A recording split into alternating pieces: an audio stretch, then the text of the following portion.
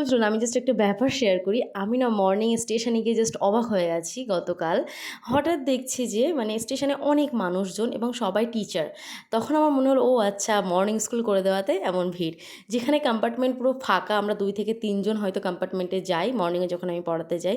সেখানে এত মানুষজন তো সত্যি বলতে মানুষের কিন্তু কর্ম এমন একটা জিনিস যে ঘুম হারাম করে দেয়। সেটা কিন্তু আবারও আমরা বুঝলাম, তাই না? যাই হোক আমি আজকে যাচ্ছিলাম হচ্ছে মর্নিংয়ে যেমন শিডিউল থাকে নরমাল শিডিউলের পরে আজ আমার সার্টিফিকেট দেওয়ার দিন। মানে আমার যেই স্কুলে আমার ইন্টার্নশিপ হয়েছে বিএডের সেখান থেকে একটা সার্টিফিকেট প্রোভাইড করবে যে আদৌ আমরা ৩ মাস সেখানে টিচিং করিয়েছি তারপর কিনা। এই আর কি তারপর আমরা কিছু মিষ্টি এবং সামান্য কিছু উপহার নিয়ে স্যারদের কাছে গেছিলাম। কারণ ওই স্কুলের স্যারদের প্রতি আমরা গভীরভাবে থ্যাঙ্কফুল বিকজ তারা আমাদেরকে প্রচণ্ডভাবে সাহায্য করেছেন এবং তারা আমাদেরকে অনেক রকমভাবে সাপোর্ট করেছিলেন। কেননা ক্লাস পাওয়াতে, ক্লাস মেইনটেইন শেখানো অনেক কিছুই তারা আমাদেরকে বুঝিয়েছেন বা সঠিক টাইমে রুটিন দিয়ে আমাদেরকে সাহায্য করা। কখনো হ্যারাসমেন্ট হতে হয়নি। তারপর দিন শেষে সার্টিফিকেট নিয়ে বাড়ি ফিরি।